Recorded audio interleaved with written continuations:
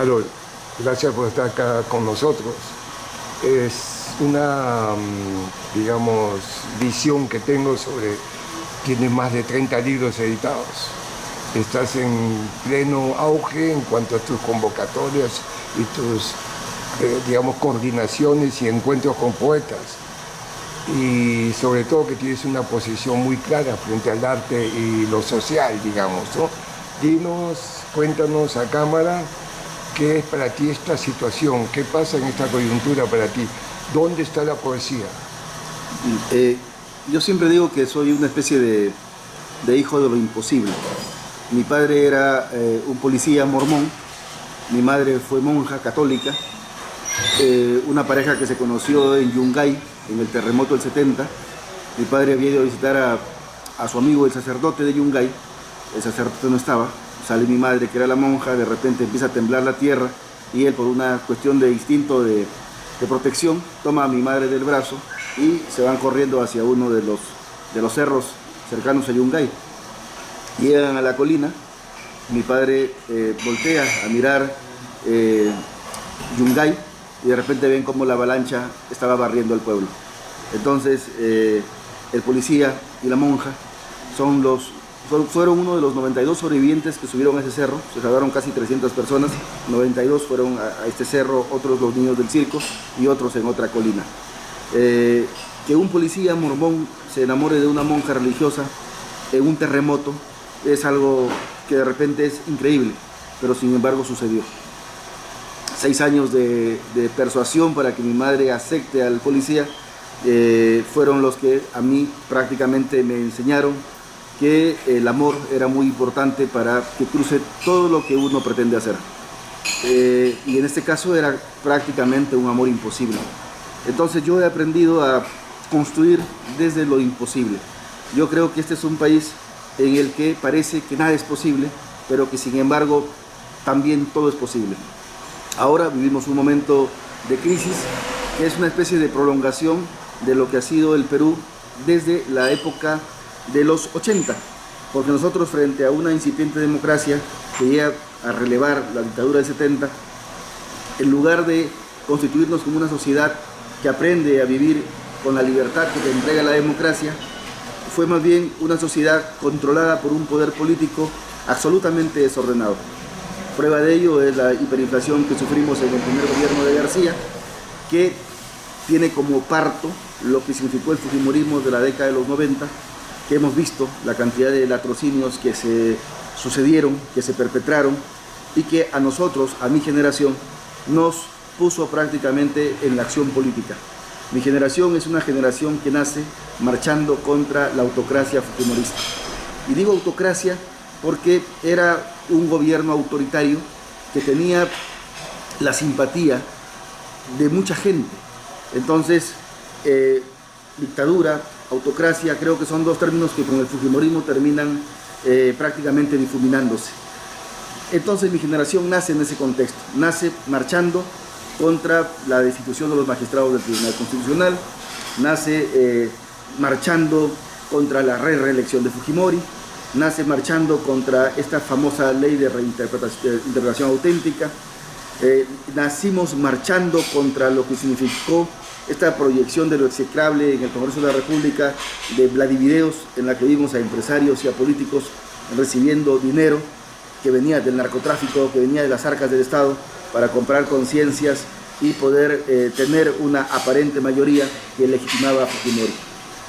Esto que terminó el año 2001 y que pensamos que nos presentaba una especie de primavera democrática en la que nuevamente los peruanos al fin podíamos tener libertad de expresión, al fin podíamos desplazarnos sin temor, que al fin estábamos libres de la crisis económica y la crisis política, nos pone contra una realidad que es una realidad vergonzante, porque prácticamente nos dijo de que no habíamos aprendido a gobernarnos, que lo que fueron los 90 no sirvieron para nada, que no aprendimos las lecciones. Nos organizamos para sacar a Fujimori, pero no nos organizamos para consolidar instituciones políticas. Los 2000 hacia adelante son los años en los que las agrupaciones políticas se constituyeron como asociaciones políticas, en las que empresarios que veían al Estado como una especie de botín, empezaron a constituir empresas políticas a las que les llamaron partidos, que son los que prácticamente nos han gobernado durante los últimos 23 años. Frente a eso, lo que no hay es convicción, porque cuando alguien invierte, por usar esta palabra, dinero, para constituir una asociación política con el ánimo de poner congresistas en el que cada candidato paga por un cupo y depende qué agrupación, conocida o no, para ver cuánto te iban a cobrar para que puedas postular, entonces ya estos políticos se volvieron en empresarios de la política. 130 candidatos, eran 130 aportes de un partido, surgieron muchísimos partidos y lo que hemos visto es una especie de desgobierno, una especie de involución política, una especie de piratería política en la que el resultado es un Toledo extraditado, un PPK con arresto domiciliario, un Alan García que se suicidó, un Ollantumala que estuvo preso y que sigue investigado, un Martín Vizcarra procesado que se vacunó cobardemente a escondidas de todo el mundo cuando murieron más de 200.000 peruanos por la pandemia del COVID, un Pedro Castillo que demostró ser un sujeto que no estuvo a la altura de la responsabilidad política y que ahora está preso, vecino de Fujimori, ¿no?, en Barbadillo. Entonces, esa es la realidad a la que asistimos, esa es la realidad a la que ha sobrevivido mi generación. ¿Deberíamos ser unos desesperanzados o unos pesimistas de la política? Probablemente sí, pero sin embargo, yo también aprendí que las mejores rosas surgen o florecen gracias al peor de los abonos. Entonces, yo creo que a la fecha hemos logrado hacer del escenario político una capacidad de inmundicia que yo más bien trato de verlo, que es como esa especie de abono, de estiércol, que ojalá remesa o le jale las orejas a mi generación que no logró consolidar partidos políticos y a la nueva generación, para que entiendan que la única posibilidad que tenemos para reconstruir este país es la acción política. No se puede reconstruir soñando. Los sueños son importantes, pero los sueños hay que aterrizarlos. Y creo que cuando tenemos una conciencia de igualdad, una conciencia de libertad, una conciencia democrática, y una conciencia sensible, ¿no?, que viene sostenida por lo que nos entrega el arte, la poesía, la música, la pintura, la fotografía, el cine, el teatro, la danza. Yo creo que sí es posible consolidar una especie de generación que realmente releve esta siniestra actualidad que sobrevivimos. A pesar de todo lo que sucede, vuelvo al inicio, yo que nací prácticamente de un imposible, creo que esto que en este momento parece imposible de resolver, puede resolverse. Pero para eso es necesario la convicción, es necesario recuperar esa columna vertebral que se llama valores, es necesario volver a palabras tan básicas de pronto como el respeto, y es necesario además hacer nuestra una palabra que de repente en los 70 o los 60 tuvo una connotación violenta, que es la palabra revolución. Pero no revolución como acción violenta para lograr algo, sino revolución como reevolución, para evolucionar, para demostrar que todavía somos capaces de mejorar como seres humanos. Hemos involucionado terriblemente, creo que ya no es el momento de involucionar, porque si no vamos a estar condenados a la destrucción. Creo que este es el momento de la reevolución, ¿no?, de esa palabra que es tan necesaria para poder sobrevivir como especies y para poder consolidarnos como ciudadanos y para poder reconstruir este Perú como ese país de tantas naciones que corren por nuestras venas. Nos ha dado una visión política, ideológica de esta realidad que nos agobia a casi todos los peruanos. Sería importante, interesante que nos digas tu proyección, cómo es que has hecho y cómo haces para eso transformarlo o usarlo o metodizarlo, digamos, como materiales, como fuentes, como lo que dijiste, base de tus investigaciones, pero también de tu poética y tu escritura. Cuéntanos un poco eso. Yo crecí en un hogar en el que siempre hubo una biblioteca. Entonces, mi padre policía lo destacaban a varias regiones del Perú, y él, a diferencia de otros policías, él viajaba con toda la familia. Entonces nos instalábamos en un lugar, vivíamos 2 años, Cajamarca, por ejemplo, luego Trujillo, 2 años más, Piura, 2 años, y así, por varias regiones del Perú. Y a mí eso me hizo o me formó como una especie de desarraigado. Alguien que aprendió muy pronto a domar sus emociones, porque estaba en primero y segundo de primaria, recién tenía mi grupo de amigos y de amigas, y de repente a mi padre lo cambiaban. Era dejar estos amigos, conocer nuevas personas, entablar amistad con estas nuevas personas, y de repente otra vez retirarnos, perder amigos, y así crecí con una vida casi como de gitano. Y estas emociones, de alguna forma yo tenía que aterrizarlas. Primero empecé escribiendo una especie de narrativa, recordando a los amigos que se iban quedando, y luego empecé a dibujar. Yo dibujo desde muy pequeño.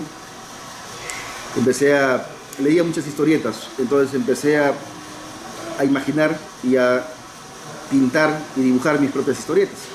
Entonces tenía mis historietas con los amigos que iba dejando, con los amigos que iba ganando, y en algún momento llegó a la casa un libro de Rubén Darío, una antología poética de Rubén Darío, prologada por Luis Alberto Sánchez, que fue varias veces rector en San Marcos, y a mí me conmovió lo que Sánchez decía sobre el cisne.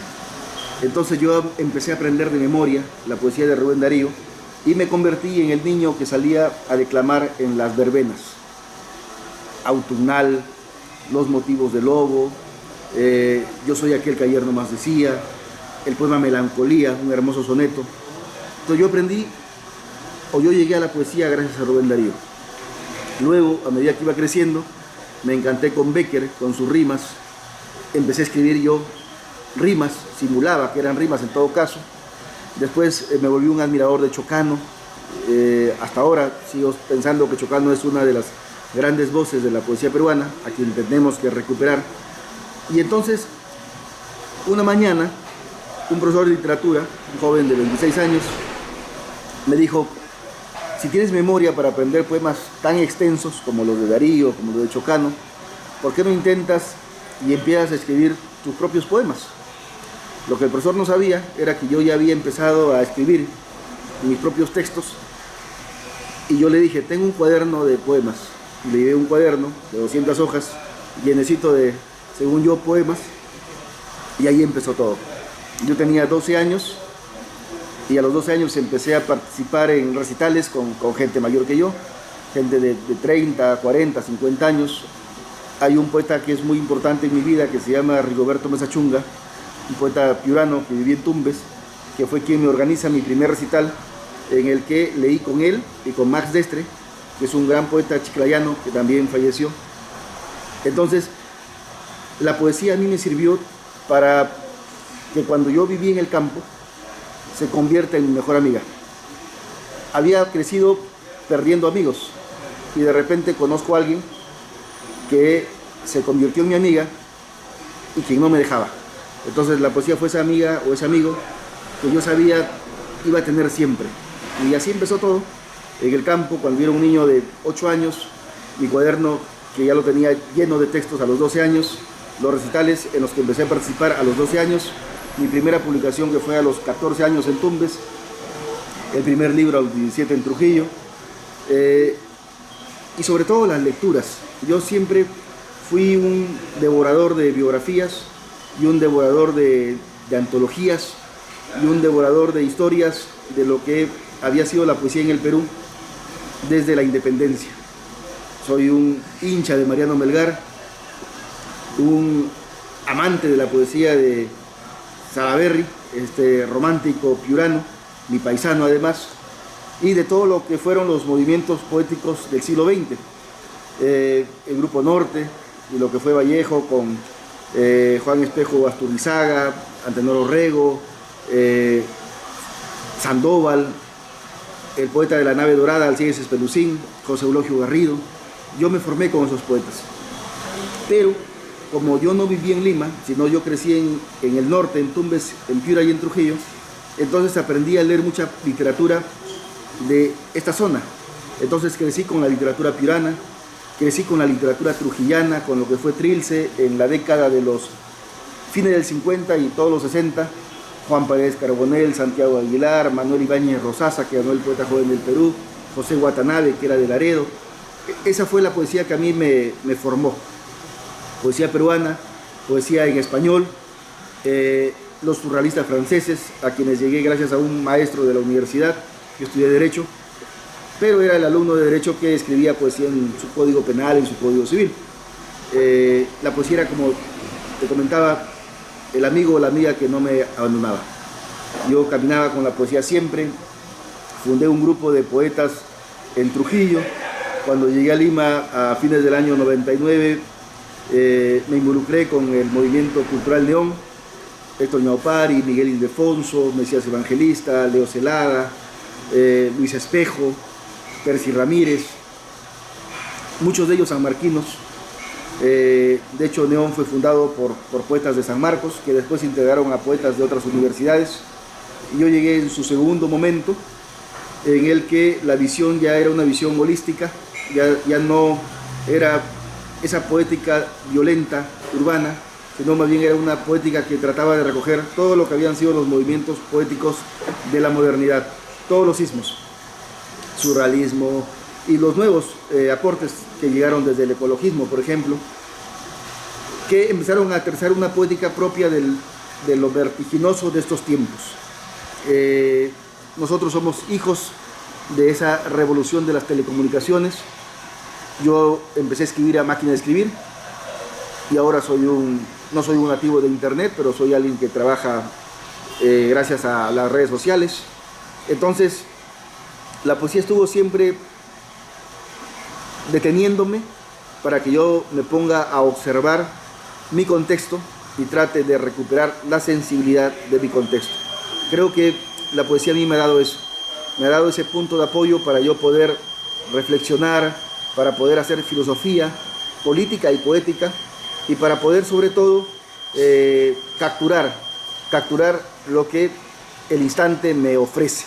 Yo creo que el poeta es un cazador de instantes, yo creo que el poeta es un cazador de emociones, yo creo que el poeta es un domador de su sensibilidad, y yo creo que si no fuese por la poesía, no habría logrado controlar la indignación por lo que sucede políticamente, no habría logrado domar la desesperanza por lo que sucede socialmente, no habría logrado domar el pesimismo por lo que sucede con la poesía y con la literatura en el Perú. Este es un país que, a pesar de tener a Vallejo, a Chocano, a Calvo, a Martín Arán, a Blanca Varela, a todos los grandes poetas de nuestra literatura, es un país que lamentablemente desde las instituciones no apoya a la literatura. Por eso iniciativas como las que tiene la Universidad de San Marcos con su famoso y legendario taller de poesía, con las actividades que hace desde su casona, con los grupos que se formaron en el famoso patio de letras, es algo vital para que la poesía continúe sosteniéndose. Eso a mí me ha entregado lecciones de resistencia. La poesía finalmente es eso, es resistencia. Es esa resistencia que continúa siendo el amigo o la amiga con quien yo me desplazo por todas partes. Tienes tu último libro, Ceremonia, contigo. Nos lees un poema y nos cuentas, por favor, toda tu hazaña para poder seguir editando tus trabajos. Sí. Yo publiqué muy joven, gracias a mi padre, Antonio Alba, y a mi madre, Socorro Vial, de Alba, porque ellos siempre creyeron que la poesía iba a ser mi cómplice en la vida. Yo creo que ellos siempre lo tuvieron claro. Y sabían que en algún momento ellos no iban a estar. Y creo que para que yo me quede acompañado, se preocuparon porque la poesía permanezca. Entonces, a los 17 años, mi padre, recuerdo que cobró un aguinaldo como policía, y un día llego a la casa y me dice: hay unas cajas que son tuyas, me dice. Y entonces yo no imaginaba que eran esas cajas. Y era mi primer libro. Mi padre durante 3 meses me había estado pidiendo mis poemas y él, desde su sabiduría de papá, hizo una especie de selección de textos de mi autoría, y como sabía que mi sueño era publicar, entonces él había ido a una imprenta y me publicó mi primer libro y le puso título. El título era Firmamento. Y claro, yo a los 17 años, con toda la rebeldía de la edad, el título a mí no me gustó en primera instancia. Y le digo, padre, pero ¿por qué Firmamento? Y mi papá me dijo, porque tú tienes que mirar siempre al cielo. Yo te he publicado el libro, pero a ti te toca calcular sus aves. Entonces, por eso el título. Y me dejó callado, me dio otra lección. Ese fue el primer libro que publiqué en mi vida. Luego empecé a editar, gané un concurso, me publicaron el segundo libro. Y hasta los 25 años tenía poca vergüenza y publicaba muy seguido.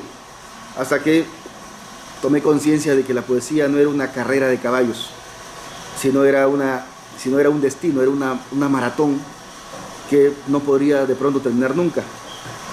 Y dejé de publicar porque entendí que también la poesía necesitaba que el poeta se forme, ¿no? Que el poeta aprenda de estética, que el poeta conozca cómo se construye un texto, que el poeta sepa que es una figura literaria, que es una licencia poética.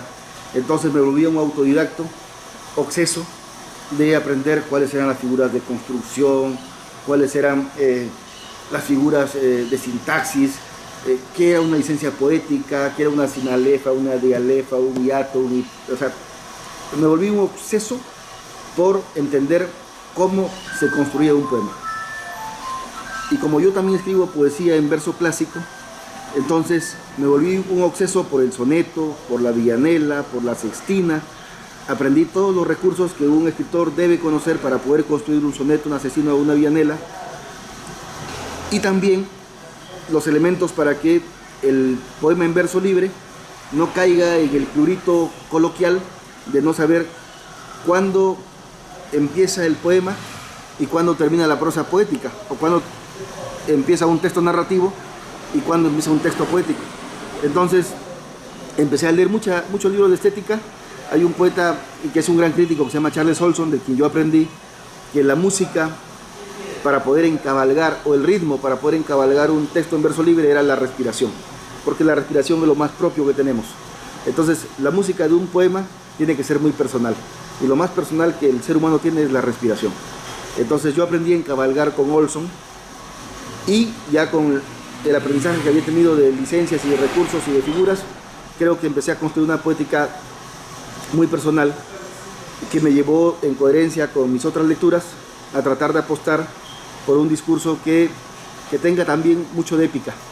Y creo que a nosotros lo que nos ayudó a llegar a la poesía fue que hemos tenido grandes maestros. El Perú es un país de grandes poetas, y creo que la responsabilidad que nosotros tenemos ahora es tratar de por lo menos acercarnos a esos grandes maestros, porque tenemos que ser conscientes de la responsabilidad que nos ha tocado para quienes van a empezar a escribir mañana. Entonces, hasta los 25 publiqué varios libros, luego no publiqué nada hasta el año 2012, que ya tenía 34 años, y luego no publiqué nada hasta hace unos meses, después de casi 11 años. Entonces, Ceremonia es mi último libro, y aquí hay un poema que se llama Nocturno del Cuervo, que creo que puede funcionar como un arte poética de lo que yo considero quién es un poeta que vive en este momento. Nocturno del Cuervo. Un cuervo sabe de qué está hecho el precipicio, por eso lo enfrenta con sus alas. Un cuervo grazna porque decidió romper con las palabras, con su retórica de metáforas, el vidrio donde acude para reconciliarse con la fragua, con aquellas manchas que aprendió a interpretar cuando se calla, la múltiple contradicción que termina ensuciándole las aguas. Un cuervo lleva el corazón apretándolo a sus garras. Por eso continúa, por eso ilumina el vacío, lo cubre con sus alas. Pero Ceremonia también es un libro como homenaje a mis padres, y me gustaría compartir dos textos, uno dedicado a mi madre y otro a mi padre. 3 de Reina. 1. Mamá tiene los ojos suspendidos en su infancia, en las lejanas cornisas donde el aire llega con la suave canción de las ballenas. En sus manos mi padre le deja una rosa cuando la noche lo acerca. 2. Mamá escucha las voces, por eso permanece despierta. Sabe que no hay nadie al otro lado de las estrellas. En sus palabras, una niña me habla de su tristeza. 3. Mamá sabe lo que sucederá mañana. Aún así, sonríe. De su corazón vuela un enjambre de luciérnagas. Tengo 5 años y el miedo de un hombre que se quiebra en su regazo. Este poema lo escribí cuando mi madre estaba ya muy mal del cáncer. Y este es un poema que le escribí a mi padre, que se llama Disparo. Papá sabe que lo pienso. Por eso un geranio me sorprende a esta hora cuando en Barranco la distancia es una mancha con la que me atrevo a despintar el cielo. Sus árboles de cemento en las ventanas, los pájaros que todavía me asombran con el aleteo de sus palabras, el estribillo que anuncia la derrota del sol, su rabia oculta en mi nostalgia, la ira de Dios quebrándose en el agua con la precisión de un disparo, perdiéndose al otro lado de la galaxia. Papá sabe cómo me siento, conoce las réplicas, el punto cardinal que mueve el día. En su hombro, mi corazón es un gato escribiéndole sus 7 vidas.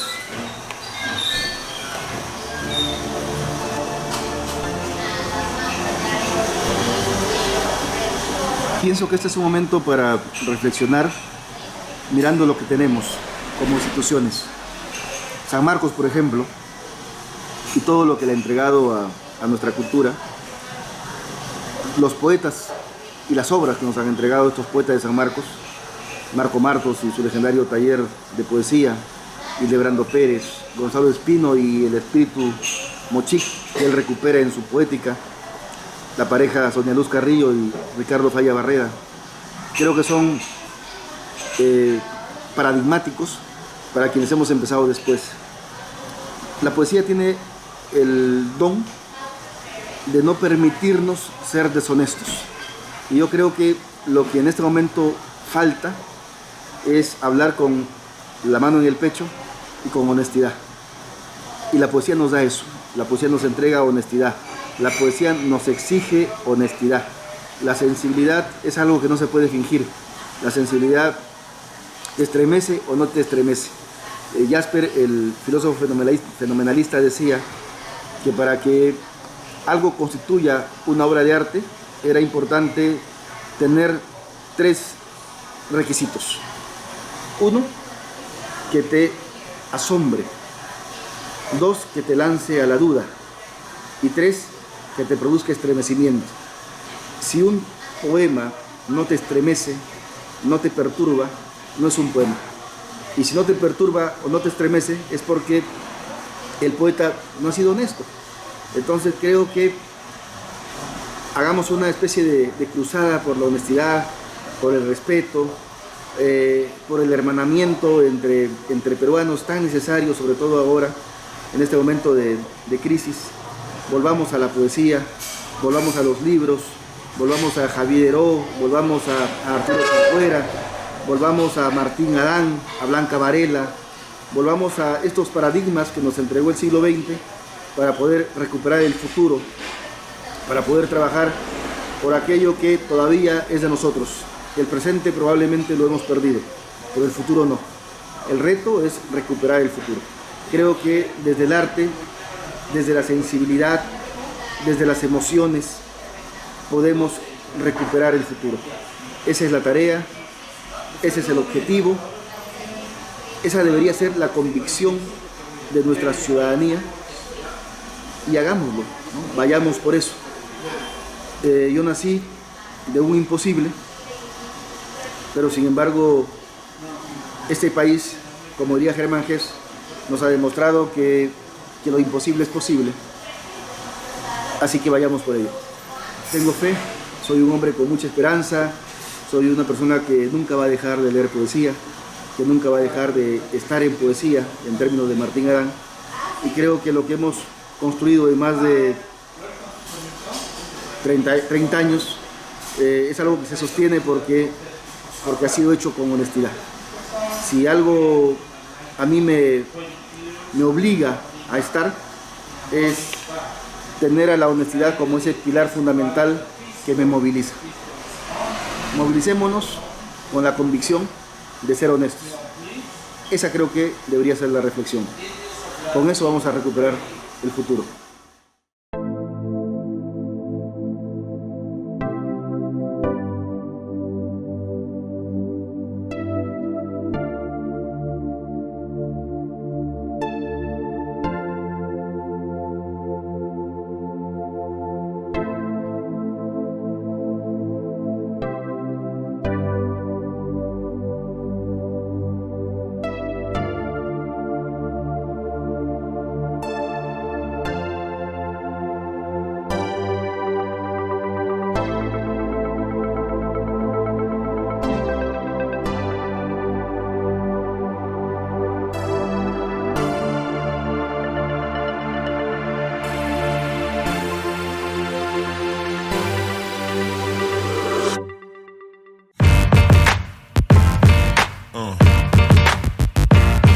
Yeah.